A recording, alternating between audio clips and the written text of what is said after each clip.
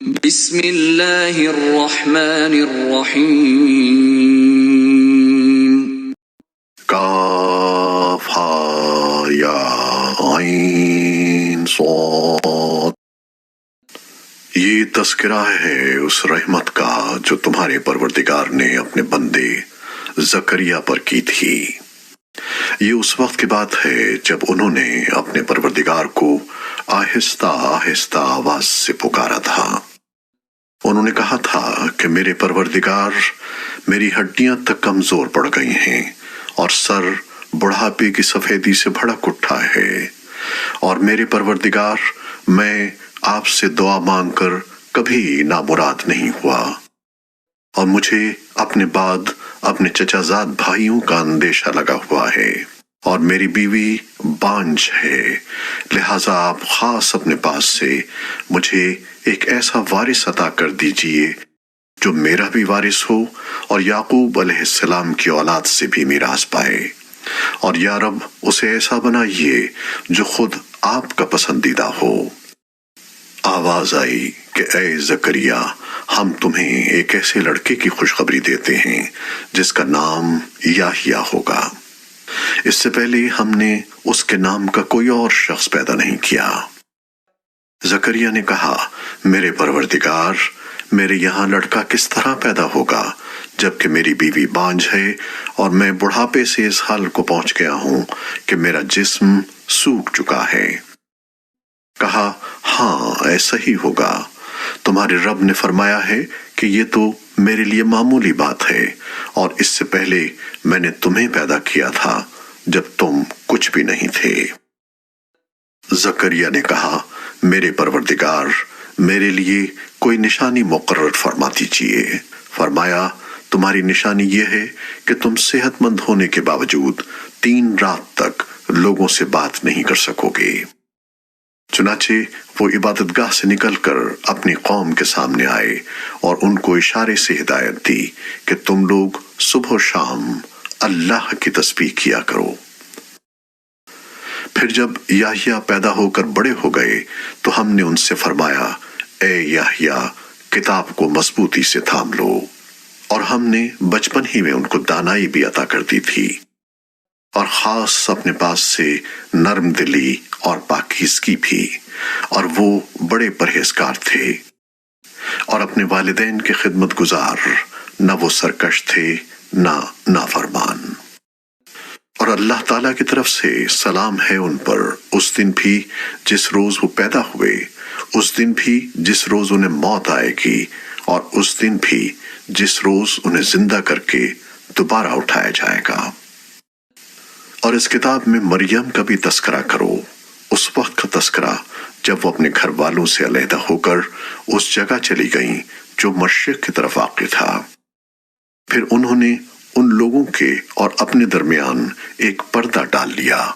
اس موقع پر ہم نے ان کے پاس اپنی روح یعنی ایک فرشتے کو بھیجا جو ان کے سامنے ایک مکمل انسان کی شکل میں ظاہر ہوا۔ مریم نے کہا، میں تم سے خدا رحمان کی پناہ مانگتی ہوں، اگر تم میں خدا کا خوف ہے تو یہاں سے ہٹ جاؤ۔ فرشتے نے کہا، میں تو تمہارے رب کا بھیجا ہوا فرشتہ ہوں، اور اس لیے آیا ہوں تاکہ تمہیں ایک پاکیزہ لڑکا دوں۔ مریم نے کہا، میرے لڑکا کیسے ہو جائے گا جبکہ مجھے کسی بشر نے چھوا تک نہیں ہے، اور نہ میں کوئی بدکار عورت ہوں۔ فرشتے نے کہا، ایسے ہی ہو جائے گا، تمہارے رب نے فرمایا ہے کہ یہ میرے لیے ایک معمولی بات ہے، اور ہم یہ کام اس لیے کریں گے تاکہ اس لڑکے کو لوگوں کے لیے اپنی قدرت کی ایک نشانی بنائیں اور اپنی طرف سے رحمت کا مظاہرہ کریں، اور یہ بات پوری طرح طے ہو چکی ہے۔ پھر ہوا یہ کہ مریم کو اس بچے کا حمل ٹھہر گیا، اور جب ولادت کا وقت قریب آیا تو وہ اس کو لے کر لوگوں سے الگ ایک دور مقام پر چلی گئیں۔ پھر زچگی کے درد نے انہیں ایک کھجور کے درخت کے پاس پہنچا دیا۔ وہ کہنے لگیں، کاش کہ میں اس سے پہلے ہی مر گئی ہوتی اور مر کر بھولی بسری ہو جاتی۔ پھر فرشتے نے ان کے نیچے ایک جگہ سے انہیں آواز دی کہ غم نہ کرو، تمہارے رب نے تمہارے نیچے ایک چشمہ پیدا کر دیا ہے، اور کھجور کے تنے کو اپنی طرف ہلاؤ، اس میں سے پکی ہوئی تازہ کھجوریں تم پر چھڑیں گی۔ اب کھاؤ اور پیو اور آنکھیں ٹھنڈی رکھو، اور اگر لوگوں میں سے کسی کو آتا دیکھو تو اشارے سے کہہ دینا کہ آج میں نے خدائے رحمان کے لیے ایک روزے کی منت مانی ہے، اس لیے میں کسی بھی انسان سے بات نہیں کروں گی۔ پھر وہ اس بچے کو اٹھائے ہوئے اپنی قوم کے پاس آئیں۔ وہ کہنے لگے کہ مریم، تم نے تو بڑا غضب ڈھا دیا۔ اے ہارون کی بہن، نہ تو تمہارا باپ کوئی برا آدمی تھا، نہ تمہاری ماں کوئی بدکار عورت تھی۔ اس پر مریم نے اس بچے کی طرف اشارہ کیا۔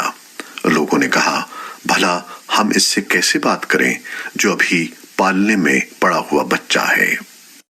اس پر بچہ بول اٹھا کہ میں اللہ کا بندہ ہوں، اس نے مجھے کتاب دی ہے اور نبی بنایا ہے، اور جہاں بھی میں رہوں مجھے بابرکت بنایا ہے، اور جب تک زندہ رہوں مجھے نماز اور زکوٰۃ کا حکم دیا ہے، اور مجھے اپنی والدہ کا فرما بردار بنایا ہے، اور مجھے سرکش اور سنگ دل نہیں بنایا، اور اللہ تعالیٰ کی طرف سے سلامتی ہے مجھ پر اس دن بھی جب میں پیدا ہوا، اور اس دن بھی جس دن میں مروں گا، اور اس دن بھی جب مجھے دوبارہ زندہ کر کے اٹھایا جائے گا۔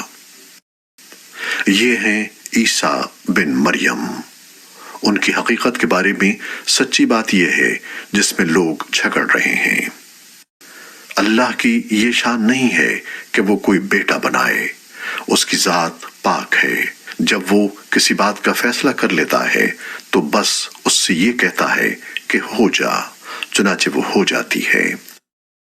اور اے پیغمبر، لوگوں سے کہہ دو کہ یقیناً اللہ میرا بھی پروردگار ہے اور تمہارا بھی پروردگار، اس لیے اس کی عبادت کرو، یہی سیدھا راستہ ہے۔ پھر بھی ان میں سے مختلف گروہوں نے اختلاف ڈال دیا ہے، چنانچہ جس دن یہ ایک زبردست دن کا مشاہدہ کریں گے اس دن ان کی بڑی تباہی ہوگی جنہوں نے کفر کا ارتکاب کیا ہے۔ جس روز یہ ہمارے پاس آئیں گے اس دن یہ کتنے سننے والے اور دیکھنے والے بن جائیں گے، لیکن یہ ظالم آج کھلی گمراہی میں پڑے ہوئے ہیں۔ اور اے پیغمبر، ان کو اس پچھتاوے کے دن سے ڈرائیے جب ہر بات کا آخری فیصلہ ہو جائے گا، جبکہ یہ لوگ اس وقت غفلت میں ہیں اور ایمان نہیں لا رہے۔ یقین جانو کہ زمین اور اس پر سارے رہنے والوں کے وارث ہم ہی ہوں گے، اور ہماری طرف ہی ان سب کو لوٹایا جائے گا۔ اور اس کتاب میں ابراہیم کا بھی تذکرہ کرو، بے شک وہ سچائی کے خوگر نبی تھے۔ یاد کرو جب انہوں نے اپنے باپ سے کہا تھا کہ ابا جان، آپ ایسی چیزوں کی کیوں عبادت کرتے ہیں جو نہ سنتی ہیں نہ دیکھتی ہیں اور نہ آپ کا کوئی کام کر سکتی ہیں؟ ابا جان، میرے پاس ایک ایسا علم آیا ہے جو آپ کے پاس نہیں آیا، اس لیے میری بات مان لیجئے، میں آپ کو سیدھا راستہ بتلا دوں گا۔ ابا جان، شیطان کی عبادت نہ کیجئے، یقین جانیے کہ شیطان خدائے رحمان کا نافرمان ہے۔ ابا جان، مجھے اندیشہ ہے کہ خدائے رحمان کی طرف سے آپ کو کوئی عذاب نہ آ پکڑے جس کے نتیجے میں آپ شیطان کے ساتھی بن کر رہ جائیں۔ ان کے باپ نے کہا، ابراہیم، کیا تم میرے خداؤں سے بیزار ہو؟ یاد رکھو اگر تم باز نہ آئے تو میں تم پر پتھر برساؤں گا، اور اب تم ہمیشہ کے لیے مجھ سے دور ہو جاؤ۔ ابراہیم نے کہا، میں آپ کو رخصت کا سلام کرتا ہوں، میں اپنے پروردگار سے آپ کی بخشش کی دعا کروں گا، بے شک وہ مجھ پر بہت مہربان ہے۔ اور میں آپ لوگوں سے بھی الگ ہوتا ہوں، اور اللہ کو چھوڑ کر آپ لوگ جن جن کی عبادت کرتے ہیں ان سے بھی، اور میں اپنے پروردگار کو پکارتا رہوں گا۔ مجھے پوری امید ہے کہ اپنے رب کو پکار کر میں نامراد نہیں رہوں گا۔ چنانچہ جب وہ ان سے اور ان بتوں سے الگ ہو گئے جنہیں وہ اللہ کے بجائے پکارا کرتے تھے تو ہم نے انہیں اسحاق اور یعقوب جیسی اولاد بخشی اور ان میں سے ہر ایک کو نبی بنایا اور ان کو اپنی رحمت سے نوازا اور انہیں اونچے درجے کی نیک نامی عطا کی۔ اور اس کتاب میں موسیٰ کا بھی تذکرہ کرو، بے شک وہ اللہ کے چنے ہوئے بندے تھے اور رسول اور نبی تھے۔ ہم نے انہیں کوہ طور کی دائیں جانب سے پکارا اور انہیں اپنا راستار بنا کر اپنا قرب عطا کیا، اور ہم نے ان کے بھائی ہارون کو نبی بنا کر اپنی رحمت سے انہیں ایک مددگار عطا کیا۔ اور اس کتاب میں اسماعیل کا بھی تذکرہ کرو، بے شک وہ وعدے کے سچے تھے اور رسول اور نبی تھے، اور وہ اپنے گھر والوں کو بھی نماز اور زکوٰۃ کا حکم دیا کرتے تھے اور اپنے پروردگار کے نزدیک پسندیدہ تھے۔ اور اس کتاب میں ادریس کا بھی تذکرہ کرو، بے شک وہ سچائی کے خوگر نبی تھے، اور ہم نے انہیں رفعت دے کر ایک بلند مقام تک پہنچا دیا تھا۔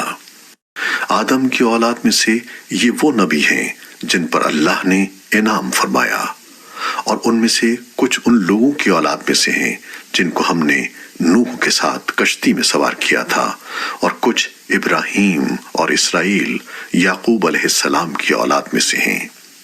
یہ سب ان لوگوں میں سے ہیں جن کو ہم نے ہدایت دی اور اپنے دین کے لیے منتخب کیا۔ جب ان کے سامنے خدائے رحمان کی آیتوں کی تلاوت کی جاتی تو یہ روتے ہوئے سجدے میں گر جاتے تھے۔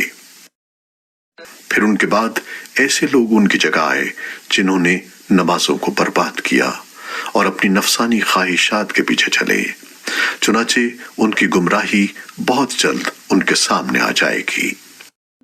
البتہ جن لوگوں نے توبہ کر لی اور ایمان لے آئے اور نیک عمل کیے تو ایسے لوگ جنت میں داخل ہوں گے اور ان پر ذرا بھی ظلم نہیں ہوگا۔ ان کا داخلہ ایسے ہمیشہ باقی رہنے والے باغات میں ہوگا جن کا خدائے رحمان نے اپنے بندوں سے ان کے دیکھے بغیر وعدہ کر رکھا ہے۔ یقیناً اس کا وعدہ ایسا ہے کہ یہ اس تک ضرور پہنچیں گے۔ وہ اس میں سلامتی کی باتوں کے سوا کوئی لغو بات نہیں سنیں گے، اور وہاں ان کا رزق انہیں صبح و شام ملا کرے گا۔ یہ ہے وہ جنت جس کا وارث ہم اپنے بندوں میں سے اس کو بنائیں گے جو متقی ہو۔ اور فرشتے تم سے یہ کہتے ہیں کہ ہم آپ کے رب کے حکم کے بغیر اتر کر نہیں آتے۔ جو کچھ ہمارے آگے ہے اور جو کچھ ہمارے پیچھے ہے اور جو کچھ ان کے درمیان ہے وہ سب اسی کی ملکیت ہے، اور تمہارا رب ایسا نہیں ہے جو بھول جایا کرے۔ وہ آسمانوں اور زمین کا بھی مالک ہے اور جو مخلوقات ان کے درمیان ہیں ان کا بھی، لہذا تم اس کی عبادت کرو اور اس کی عبادت پر جمے رہو۔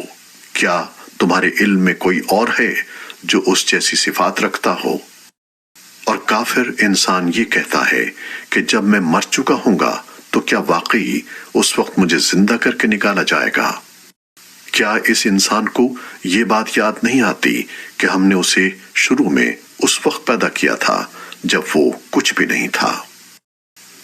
تو قسم ہے تمہارے پروردگار کی، ہم ان کو اور ان کے ساتھ سارے شیطانوں کو ضرور اکٹھا کریں گے، پھر ان کو دوزخ کے گرد اس طرح لے کر آئیں گے کہ یہ سب گھٹنوں کے بل گرے ہوئے ہوں گے۔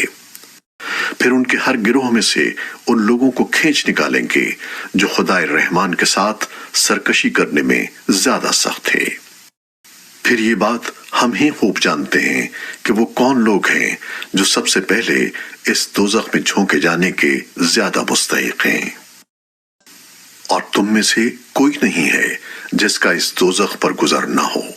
اس بات کا تمہارے پروردگار نے حتمی طور پر ذمہ لے رکھا ہے۔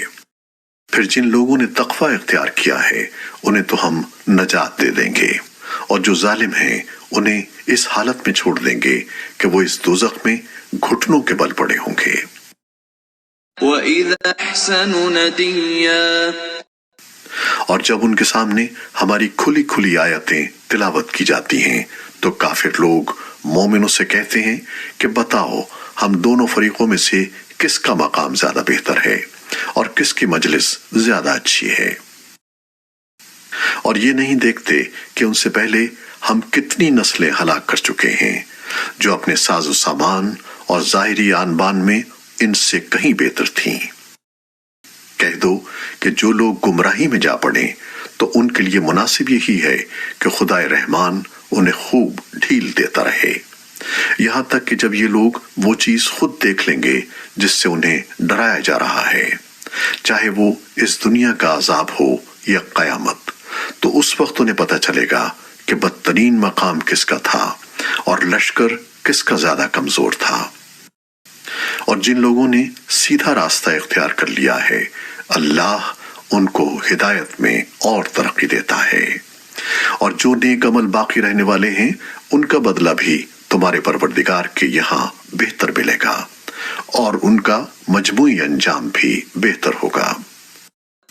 بھلا تم نے اس شخص کو بھی دیکھا جس نے ہماری آیتوں کو ماننے سے انکار کیا ہے اور یہ کہا ہے کہ مجھے مال اور اولاد آخرت میں بھی ضرور ملیں گے؟ کیا اس نے عالم غیب میں جھانک کر دیکھ لیا ہے یا اس نے خدائے رحمان سے کوئی عہد لے رکھا ہے؟ ہرگز نہیں، جو کچھ یہ کہہ رہا ہے ہم اسے بھی لکھ رکھیں گے اور اس کے عذاب میں اور اضافہ کر دیں گے۔ اور جس مال اور اولاد کا یہ حوالہ دے رہا ہے اس کے وارث ہم ہوں گے اور یہ ہمارے پاس تنہا آئے گا۔ اور ان لوگوں نے اللہ کے سوا دوسرے معبود اس لیے بنا رکھے ہیں تاکہ وہ ان کی پشت پناہی کریں۔ یہ سب غلط بات ہے، وہ تو ان کی عبادت ہی کا انکار کر دیں گے اور الٹے ان کے مخالف ہو جائیں گے۔ اے پیغمبر، کیا تمہیں یہ معلوم نہیں ہے کہ ہم نے کافروں پر شیاطین چھوڑ رکھے ہیں جو انہیں برابر اکساتے رہتے ہیں؟ لہذا تم ان کے معاملے میں جلدی نہ کرو، ہم تو ان کے لیے گنتی گن رہے ہیں۔ اس دن کو نہ بھولو جس دن ہم سارے متقی لوگوں کو مہمان بنا کر خدائے رحمان کے پاس جمع کریں گے، اور مجرموں کو پیاسے جانوروں کی طرح ہانکا کر دوزخ کی طرف لے جائیں گے۔ لوگوں کو کسی کی سفارش کرنے کا اختیار بھی نہیں ہوگا سوائے ان لوگوں کے جنہوں نے خدائے رحمان سے کوئی اجازت حاصل کر لی ہو۔ اور یہ لوگ کہتے ہیں کہ خدائے رحمان کی کوئی اولاد ہے۔ ایسی بات کہنے والوں، حقیقت یہ ہے کہ تم نے بڑی سنگین حرکت کی ہے۔ کچھ بعید نہیں کہ اس کی وجہ سے آسمان پھٹ پڑیں، زمین شق ہو جائے اور پہاڑ ٹوٹ کر گر پڑیں، کہ ان لوگوں نے خدائے رحمان کے لیے اولاد ہونے کا دعویٰ کیا ہے، حالانکہ خدائے رحمان کی یہ شان نہیں ہے کہ اس کی کوئی اولاد ہو۔ آسمانوں اور زمین میں جتنے لوگ ہیں ان میں سے کوئی ایسا نہیں ہے جو خدائے رحمان کے حضور بندہ بن کر نہ آئے۔ یقین رکھو کہ اس نے سب کا احاطہ کر رکھا ہے اور انہیں خوب اچھی طرح گن رکھا ہے، اور قیامت کے دن ان میں سے ایک ایک شخص اس کے پاس اکیلا آئے گا۔ ہاں، بے شک جو لوگ ایمان لے آئے ہیں اور انہوں نے نیک عمل کیے ہیں، خدائے رحمان ان کے لیے دلوں میں محبت پیدا کر دے گا۔ چنانچہ اے پیغمبر، ہم نے اس قرآن کو تمہاری زبان میں آسان بنا دیا ہے تاکہ تم اس کے ذریعے متقی لوگوں کو خوشخبری دو اور اسی کے ذریعے ان لوگوں کو ڈراؤ جو ضد کی وجہ سے جھگڑے پر آمادہ ہیں۔ ان سے پہلے ہم کتنی قوموں کو ہلاک کر چکے ہیں، کیا تمہیں ٹٹولنے سے بھی ان میں سے کسی کا پتہ ملتا ہے یا ان میں سے کسی کی بھنک بھی تمہیں سنائی دیتی ہے؟